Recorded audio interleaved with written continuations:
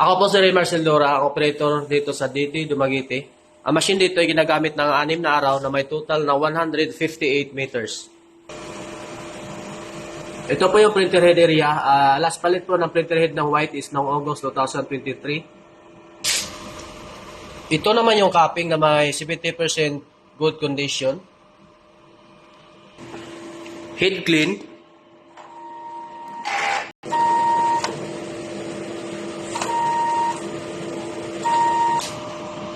Punasan ng wiper pagkatapos mag-head clean. At nozzle test.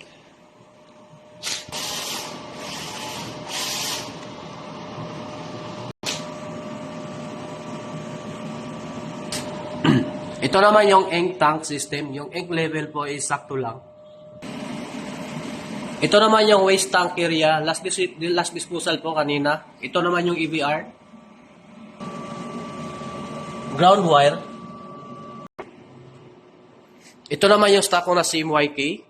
White ink. Cleaning solution. DTF powder. At film. Ito naman yung consumable monitoring ng Cyan. Magenta. Yellow. Black. DTF film. White ink. At DTF powder. Ito naman yung daily output record.